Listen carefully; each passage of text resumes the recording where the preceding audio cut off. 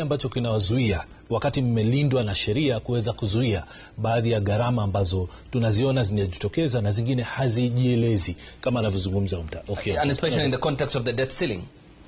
You see, it is bad manners in our politics. The issue, what brings us to where we are is this talk of tyranny of numbers.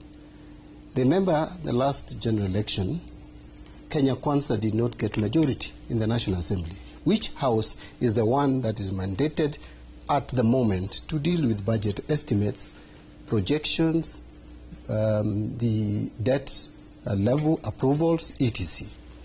But because of our bad manners in politics, majority was forced to move from Azimio to Kenya Kwanza. And so today, much as I would put out good ideas, much as I would persuade and talk to Kenyans, and including my fellow members of parliament, that we are about to make a big mistake, how many members of parliament from Kenya Kwanza side would listen? Probably you'll have Gathone wa Mushomba and a few others. Now look, you are taxing us more, but where is that money going? The budget is being reduced by about 85 billion. But where is this reduction? I will mention to you where the reductions are. 1, education, 45 billion. 2, health, 7 billion. 3, agriculture, rural and urban development, 9 billion.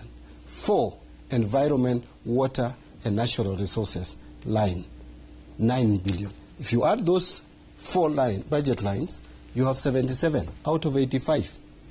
And the women enterprise fund. Yeah, the key and most critical areas which affect the law in the society are the ones that are reduced.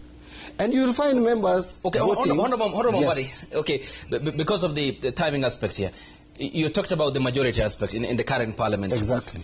The Jubilee Party, when it came to power, had a near absolute majority. Still had the majority and had railroaded some of these proposals through parliament. When the PFM Act gives MPs, notwithstanding your political party belongings, the party that sponsors you to parliament, why is the lacking conscience? Aren't you part of the problem, especially in simply rejecting what the executive says? For example, the upscaling of the debt ceiling in the last parliament where you were, and there was a formal agreement between the then President Uhuru Kenyatta and the former Prime Minister Raila Odinga. By the way, let me put it clear. Debt ceiling to me is nothing. What is important is how we budget. You know, you can have a debt ceiling of even 30 trillion. But if you budget properly, you will never go to that 30 trillion. But I want to also put it this way. Remember, the tyranny of numbers started in 2013. That's the first time we had this language of tyranny of numbers. Much as you would also condemn and castigate the last parliament, but I will tell you the first parliament in the history of Kenya to reject a budget and return it to the treasury was the last parliament, the 12th parliament. And so, much as we would say that it also committed some crimes, but I would tell you that Parliament was a bit more objective compared to these other parliaments. There was robust debate.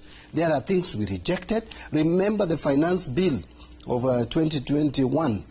There were a lot of changes. There were bad things which were put in that bill, which we removed as a parliament. For the first time, the finance committee was responsive to Kenyans' cries and concerns.